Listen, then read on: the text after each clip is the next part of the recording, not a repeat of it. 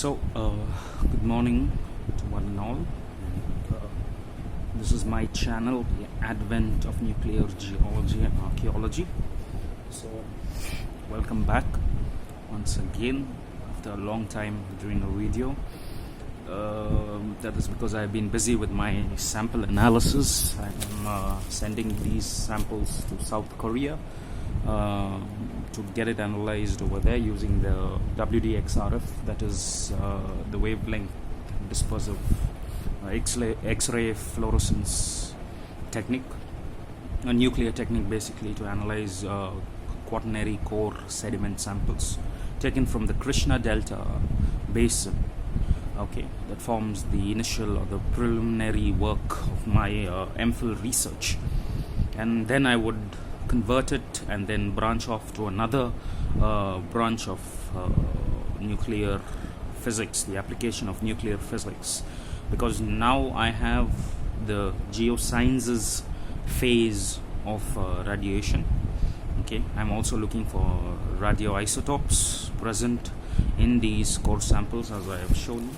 Okay, these are the actual core samples at various depths, and I had to do a lot of double work, a sticker over a sticker, because there was a lot of correction, and these samples were ready 6 months ago, but to technical difficulties, I was unable to send these samples to any of these centers like Institute of Physics, Bhubaneswar. The linear accelerator is so supposedly broken down over there, and I analyzed these samples at a government facility in India using a pulse neutron generator, but the pulse neutron generator is used for detecting explosives and any illicit drugs at airports or security, so the application did not match over here.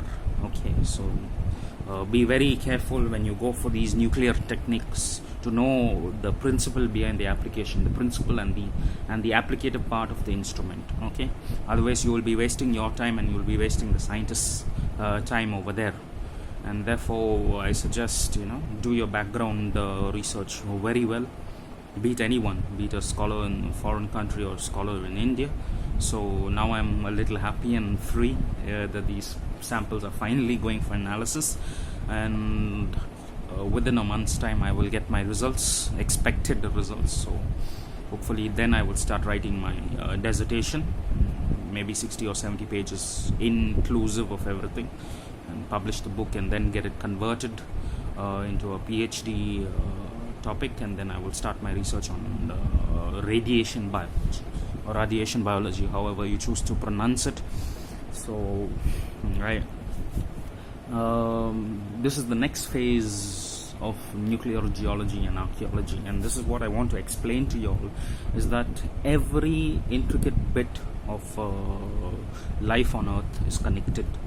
This is not relativism. Relativism is a different concept altogether, that's philosophical.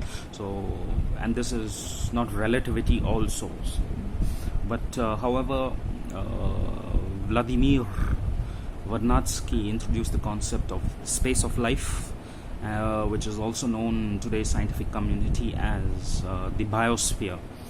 So the biosphere is what we live in, and it comprises of not only hominin and non-human primates, but also organisms, microorganisms, bacteria, virus, and fungi, different types of animal, flora and fauna species. And what I'd like to say is, as you study nuclear geology, there should be some implication to it. Okay, and this implication comes in the form of reverting back to us. Okay, and no matter what type of research we do, or no matter what type of technical development we do, it ultimately reverts back to us. Okay, is that clear? So in this case, studying the radiation interaction and the elemental development within the soil or within the sediment samples gives us a clue as to how radiation is behaving, or how cosmic ray particles are behaving, or in situ produced radiation that is already present in the in the core or wherever region of interest, as you call it, how they react to the soil and how it is produced maybe over 1,000 years or 10,000 years or 20,000 years, depending upon how fast the nuclear activity takes place within the soil, because there is time and pressure also involved, time, temperature, pressure, all these other components are there. So cosmogenic radionuclides also, radioisotopes also can increase the reaction. There is also a possibility of increasing the reaction time taken to produce these elements present. So what does this imply? What is it to us? Because ultimately it does pass through the Earth's surface about 12 to 13 meters, or say even 2 meters, 3 meters depth, okay, depending upon what the penetration strength is of these rays, okay, after the primary interaction, the secondary interaction, and finally the in situ production takes place. Okay, so what does this imply for us, and how is it going to help us in the future? So what I want to do from the next videos onwards is to introduce you to the advent of nuclear biology and radiation as a part and parcel of nuclear geology and archaeology. Okay, you study over here in nuclear geology and archaeology the way the nuclears act within the frame of geological within a geologically frame of reference, or geological frame of reference, or the radiation interaction with rock, soil, and various kind of matter. And we first do a trace element analysis to see what types of elements are present, maybe potassium, argon, whatever it is present in these soil samples. And then the next important phase is to understand the biological process, and within the context of the space of life, or the biogeochemistry, okay, the interaction between biology and geology. How does it influence us? How does it influence migrations today? How has it influenced past migration and distribution of societies? So all in all, they are connected.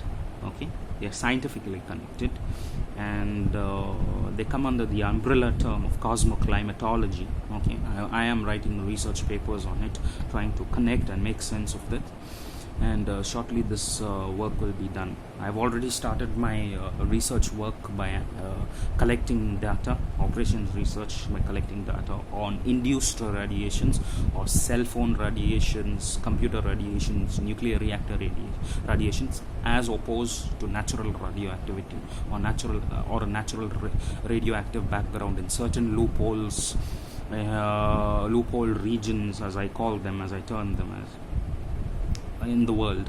So basically, people, this has become a part of society, and that is what I want to explain it to you in a next set of videos. Okay, and this will be a very connective topic, and this forms a part of my thesis, and this holds copyright, so nobody can actually work on it unless and until I give them the right to work on it. Otherwise, legal procedures are there in place. So yeah, I do not want to scare you, but then I do love to share my data. A part of being a research scholar is to share his data with the world, and how he shares it, and when he shares it, and where he shares it also is very important, anthropologically speaking. So yes, this is what I want to explain to you all today, and I hope you understand, and I hope you would understand then the connections between nuclear geology and archaeology, and radiation biology, and radiation physics, or radiation chemistry and nuclear biology, and how they are interrelated to one another, with us being at the center of all this. Us in the sense, not only us, but there are various kind of biological species available. So anyways, guys, look forward for my next video, and hope you enjoy it, and spread these videos as far as possible to your friends and family members. Okay, the nuclear biology and radiation chemistry videos will also have a part of nuclear medicine in it as the subsection of it. Okay, okay, super subsection of it, or whatever you may call it. So please bear with me and try to find the connective points or the bridging points between these videos. Anyways, have a nice day. Okay, God bless.